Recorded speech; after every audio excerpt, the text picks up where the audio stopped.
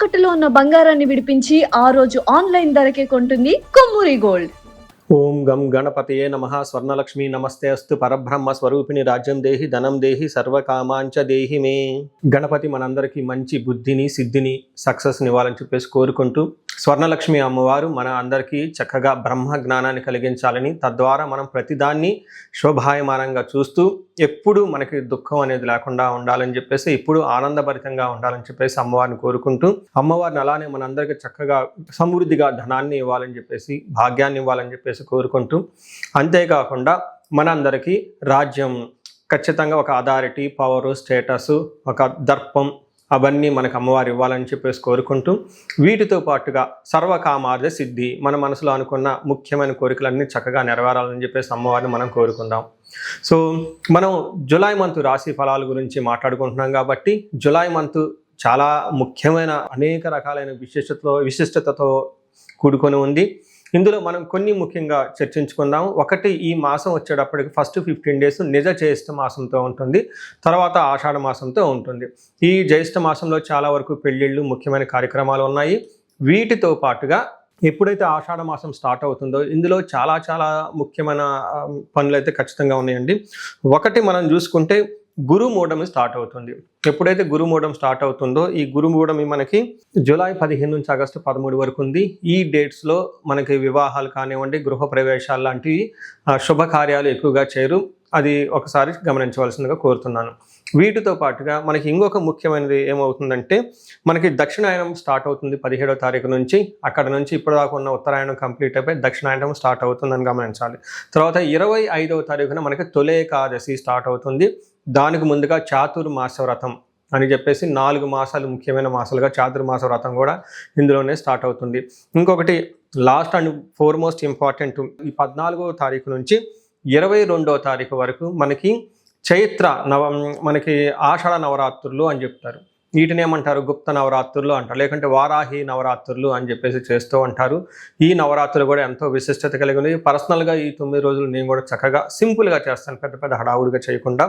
ఇలా చేసుకునే వాళ్ళందరికీ ఎంతో బాగా ఉపయోగకరంగా ఉంటుంది. లాస్ట్లో ఈ మంత్ మనకి గురు పూర్ణిమతో ఈ మాసం అనేది పూర్తి అవుతుంది. ఇన్ని రకాల విశిష్టత కలిగిన ఈ మాసంలో జ్యోతిష శాస్త్రం ప్రకారంగా కూడాను 3 ముఖ్యమైన గ్రహాలు మారుతూ ఉన్నాయన్నమాట. ఆ గ్రహాలు మనం ఏంటో చూసుకుంటే, జూలైలో 4వ తారీఖు, 7వ తారీఖు, 16వ తారీఖు, 21వ తారీఖు, ఇలా జూన్ అంటే 3 గ్రహాలు మారుతున్నాయి. ఈ మారి గ్రహాలు శుక్రుడు, బుధుడు, సూర్యుడు గ్రహాలు కూడా ఉన్నాయి. 4వ తారీఖు వచ్చేటప్పటికి శుక్రుడు, బుధుడు వచ్చి 7వ తారీఖు, 16వ తారీఖు సూర్య భగవానుడు మారుతూ ఉన్నారనమాట. ఈ యొక్క 3 గ్రహాల యొక్క ప్రభావం మనకి జూలై మంత్లో ఎలా ఉండబోతుందో మనం తెలుసుకుందాం. సో మన జూలై మంత్లో మీనరాశి ఫలితాలు చూసుకుంటే చాలా సాధారణంగా ఉండే అవకాశం ఎక్కువగా ఉంది. ఈ రాశి వారికి పెద్దగా ఒడిదుడుకులు అయితే ఏమీ ఉండవు. అలానే పెద్ద సక్సెస్ఫుల్గా ఉండేది అని చెప్పుకోలేము, అలా అని ఎలాంటి నిరుత్సాహపడే విధంగా కూడా అయితే ఈ మాసం ఉండదు. ఒక సాధారణంగా నార్మల్గా ఉండే మాసంగా మీరు గుర్తించాలి. అయితే ఇందులో ఉన్న నక్షత్రాలు ఫలితం మనం చూసుకుంటే, నక్షత్రాలు పూర్వభాద్ర నక్షత్రం 4వ పాదం, ఉత్తరాభాద్ర 1, 2, 3, 4 పాదాలు, రేవతి 1, 2, 3, 4 పాదాలంతా ఈ రాశిలో ఉంటారని గమనించాలి. పేరు బలం బట్టి చూసుకుంటే మనకి దీ, దు, శం, జా, దా, దే, దో, చాచి అన్న అక్షరాలు కూడా ఈ రాశిలో ఉంటారని గమనించాలి. మనం ముందుగా చెప్పుకున్న ప్రకారంగా ఈ మారుతున్న గ్రహాలను బట్టి చూసుకుంటే, మనకు మహర్షులు సంస్కృతంలో చిన్న చిన్న మాటలతోటి టోటల్ మంత్ అంత ఎలా ఉందో వివరించడం జరిగింది. దీని ప్రకారం చూసుకుంటే సూర్యుని వల్ల మనోరిజం, ధనలాభం, ధనప్రాప్తి, విపత్తిం అని చెప్తారు. అంటే మానసికంగా కొంచెం ఆందోళన కలిగే అవకాశం ఎక్కువగా ఉంటుంది. ధనలాభం విశేషంగా ఉండే అవకాశం ఉంది, కానీ అనుకున్నంత విధంగా ఫలితాలు అయితే మీరైతే అనుభవించలేరు. శుక్రుని వల్ల కొంచెం అనుకోని విధంగా ఆటంకాలు కలిగే అవకాశం ఎక్కువగా ఉంటుంది. ఇది కూడాను లేడీస్ ద్వారా లేదంటే జెంట్స్ ద్వారా ఎక్కువగా ఆటంకాలు కలిగే అవకాశం ఎక్కువ ఉంటుందని గమనించాలి. సో మనం డీటెయిల్స్ చూసుకుంటే, సూర్యుడు 5వ స్థానంలో ఉండటం వల్ల మధ్యమ ఫలితాలను ఇస్తూ ఉంటారు. అయితే ఇక్కడ టైం అది వచ్చేటప్పటికి మీరు అనవసరమైన వాటికి ఎక్కువ టైం స్పెండ్ చేస్తూ ఉంటారు. ఎక్కువగా ఆల్కహాల్ తీసుకోవటం, గ్యాంబ్లింగ్ చేయటం, ఉపయోగం లేని మీటింగులు, కాలక్షేపాలు ఎక్కువ చేస్తూ ఉంటారు.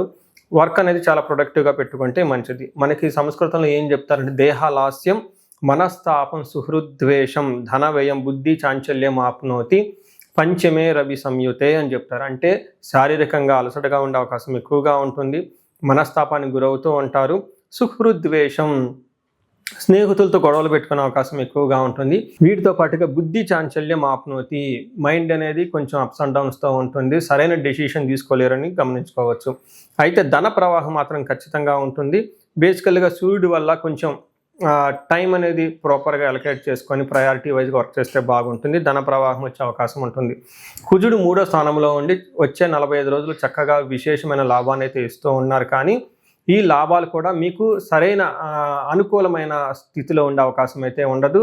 అలా అని నిరుత్సాహపరిచే విధంగా కూడా ఉండదని చెప్పుకోవచ్చు. ఇక్కడ కుజుడు మీకు సాధారణమైన ఫలితాన్ని ఇస్తూ ఉంటారు, అవి కూడాను పాజిటివ్ సైడ్లో ఉంటాయని గమనించాలి. కుజుడు 3వ స్థానంలో ఉంటే విత్తలాభం, సదా ఆరోగ్యం, ఇష్టసిద్ధి, సుఖావహ, వస్త్రలాభో, ధన ప్రాప్తి, తృతీయ స్థానకే కుజ అంటారు. అంటే 3వ స్థానంలో ఎప్పుడైతే కుజుడు ఉంటారో చాలా బాగుంటుంది, అన్ని విధాల యోగ్యతను ఇస్తూ ఉంటారు, సక్సెస్ ఉంటుంది, మనీ ఉంటుంది, గుడ్ మంచి పేరు ప్రఖ్యాతులు ఉంటాయి. ఇక్కడ శ్లోకాల్లో ఏం చెప్తారంటే విత్తలాభం అంటే సంపదలు రావాల్సిన వచ్చే అవకాశం ఎక్కువగా ఉంటుంది, ఆరోగ్యం బాగుంటుంది, ఇష్టసిద్ధి అనుకున్న పనులని చక్కగా చేసుకుంటూ ఉంటారు, సుఖావహ చాలా కంఫర్టబుల్గా ఉంటుంది, మిత్రలాభం, ధన ప్రాప్తి అంటే ఫ్రెండ్స్ ద్వారా చక్కగా లాభం ఉంటుంది, ధనం వస్తుందని చెప్తూ ఉంటారు. కుజుడు మంచి చక్కగా సపోర్ట్ అయితే ఇస్తూ ఉన్నారని గమనించుకోవచ్చు. వీనితో పాటు బుధుడు కూడాను మీకు సౌఖ్యము, ధనలాభము, సుఖము, సంపదలను ఇస్తూ చక్కగా తన బుద్ధితో మంచి ఇంటెలిజెన్స్గా అన్ని పనులు చేసుకొని సక్సెస్ చేసుకునే విధంగా ఉంటారని గమనించాలి. అయితే ఇక్కడ శుక్రుడు 6వ స్థానంలో ఉండటంతో కొంచెం ప్రాబ్లంగా ఉండే అవకాశం ఎక్కువగా ఉంటుంది. శుక్రుడు వచ్చేటప్పటికి ఏ విషయాల్లో ప్రభావం చూపిస్తూ ఉంటారంటే విరోధ శత్రు పీడాం జ్ఞాతీనాం చ విరోధ ఆయాసో ధారాపుత్రై ద్వేషి షష్ఠే భృగునందనే అంటారు. అంటే 6వ స్థానంలో ఎప్పుడైతే శుక్రుడు ఉంటారో విరోధం పెట్టే అవకాశం ఎక్కువగా ఉంటుంది. శత్రు జ్ఞాతీనాం, బంధువులతో శత్రుత్వం వచ్చే అవకాశం ఎక్కువగా ఉంటుంది. వీటితో పాటుగా ఆయాసో, శారీరకంగా అలసటగా ఉంటుంది. ధారాపుత్ర ద్వేషై అంటే భార్యతోటి పుత్రులతోటి గొడవలు అయ్యే అవకాశం ఎక్కువగా ఉంటుందని చెప్తూ ఉంటారు. అయితే శుక్రుడు కొన్ని విషయాల్లో మంచి కూడా చేస్తూ ఉంటారు. ఎవరైతే లవ్, రొమాన్స్ ఇట్లాంటి విషయాల్లో పాజిటివ్గా ఉంటుంది. లగ్జరియస్గా ట్రిప్స్ చేసే వాళ్ళకి చాలా ఎక్కువగా అవకాశం ఉంటుంది. శుభకరమైన ఖర్చులు చేస్తూ ఉంటారని గమనించుకోవాలి. సో ఇక్కడ శుక్రుడు మీకు ఓవరాల్గా చూసుకుంటే మిక్స్డ్ రిజల్ట్ ఇస్తున్నారని తెలుసుకోవచ్చు. ఇప్పుడు మనం ఒక్కొక్క నక్షత్రం ప్రకారం చూసుకుంటే పూర్వభాద్ర, ఉత్తరాభాద్ర, రేవతి నక్షత్రాల్లో పూర్వభాద్ర నక్షత్రం వాళ్ళకి పాజిటివ్ సైడ్లో చూసుకుంటే జయప్రదంగా ఉంటుంది, ధన ప్రవాహం ఉంటుంది. నెగిటివ్ సైడ్లో చూసుకుంటే బంధనము, రోగము, కలహము అంటే గొడవలు వచ్చే అవకాశం ఎక్కువగా ఉంటుంది. హెల్త్ జాగ్రత్తగా పెట్టుకోవాలి. ఇంకొక విషయంలో బంధించబడినట్లు ఉండే ఒక పరిస్థితి అయితే వస్తుంది. అంటే ఎటెల్లాలో నిర్ణయం తీసుకోలేక ఇబ్బంది పడే అవకాశం, ఒక కన్ఫ్యూజ్డ్ అనే పరిస్థితిలో ఉండే అవకాశం ఎక్కువగా ఉంటుంది ఈ నక్షత్రం వాళ్ళు. తర్వాత ఉత్తరాభాద్ర నక్షత్రం వాళ్ళకి వీళ్ళకి ఫైనల్గా జయప్రదంగా ఉంటుంది, ధన ప్రాప్తి ఉంటుంది. నెక్స్ట్ కలహము, బంధనము, గొడవలు అయ్యే అవకాశం ఎక్కువగా ఉంటుంది కాబట్టి జాగ్రత్తగా ఉండాలి. రేవతి నక్షత్రం వాళ్ళకి జయప్రదంగా ఉంటుంది, వీళ్ళకి కొంచెం జాగ్రత్తగా ఉండాలి. కలహము, బంధనము, భయము, రోగము చూపిస్తూ ఉంటుంది. అంటే ఎమోషనల్గా చాలా వీక్గా ఉండి మానసికంగా ఆందోళన, టెన్షన్ పడే అవకాశం ఎక్కువగా ఉంటుంది ఈ నక్షత్రం వాళ్ళు అని చెప్పుకోవచ్చు. ఇప్పుడు దాకా మనం చెప్పుకున్న వాటిని చూసుకుంటే ఈ మంత్ ఈ రాశి వాళ్ళకి ఒక సాధారణంగా ఉంటుంది. అది వాళ్ళకి మంచి జరిగినా కానీ లేదంటే ప్రతికూలంగా ఏదైనా జరిగినా కానీ అంత తీవ్రంగా వాళ్ళకి అయితే ఆ స్థితిలో అయితే ఉండవు. వీటి గురించి పెద్దగా ఎక్కువగా మీరు టెన్షన్ కూడా పడని అవసరం అయితే లేదు. ఏదైనా చిన్న చిన్న ఆటుపోట్లు వచ్చినా కానీ వాటి గురించి పెద్ద తీవ్రంగా మీరు ఆందోళన చెందవలసిన అవసరం అయితే లేదు.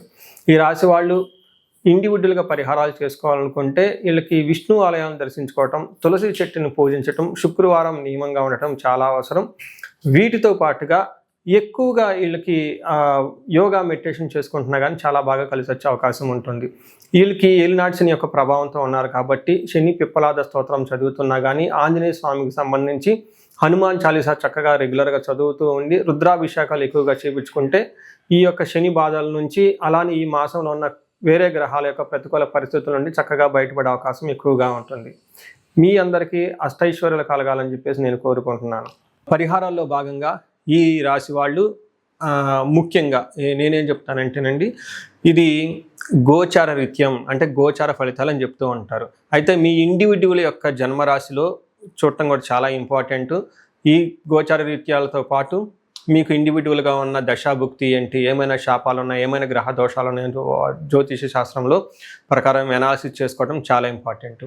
ముఖ్యంగా ఎవరికైతే age 40 years plus or minus 5 years ఉంటుంది, అంటే 35 to 45 ఇయర్స్ ఏజ్ ఉండి మధ్యలో మీకు ఎక్కడైనా కనుక కెరీర్లో గ్యాప్ వచ్చినా, లేదంటే అనుకున్న పనులు కాకపోతున్నా, మధ్యలో స్టాగ్నేటెడ్గా అనిపించినా, లేదంటే ఏదైనా ఒక గందరగోళమైన పరిస్థితి, కయోటిక్ పరిస్థితుల్లో మీరు ఇన్వాల్వ్ అయ్యారు, తెలవకుండా అవుట్ ఆఫ్ యువర్ కంట్రోల్ వెళ్తూ ఉంది అనుకుంటే ఖచ్చితంగా మీ జన్మ జాతకం చూపించుకోవడం చాలా చాలా ఇంపార్టెంట్.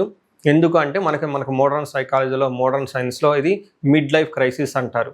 కానీ జ్యోతిష శాస్త్రం దీనికి చాలా విధాలైన పరిష్కారాలను చూపిస్తుంది. ఈ టైంలో 2 ముఖ్యమైన విషయాలు జరుగుతూ ఉంటుంది. అలా మీ గ్రోత్ కనుక ఆగిపోయి ఉంటే, ఫస్ట్ మీకేమైనా శాపాలు ఉన్నాయా, ఆ శాపాలు ఈ టైంలో యాక్టివేట్ అయ్యా అని చూసుకోవాలి.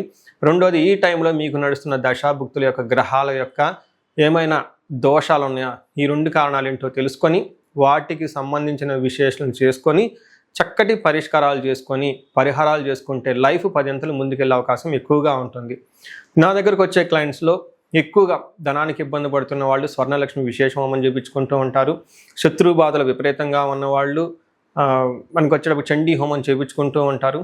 వీటితో పాటుగా ఎవరికైనా హెల్త్ బాగలేకపోతుంటే ఆయుష్ సూక్త్యం, మహామృత్యుంజయ హోమం చేయించుకుంటూ ఉంటారు. భార్యాభర్తల కోసం అన్యోన్య దాంపత్య పాశుపత అభిషేకము లేదా విశ్వావసు గంధర్వరాజ హోమము, ఇవన్నీ చక్కగా చేయించుకుంటూ ఉంటారు.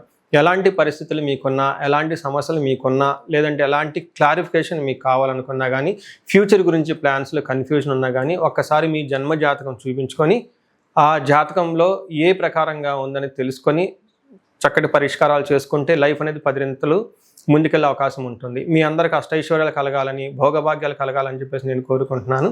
నమస్తే.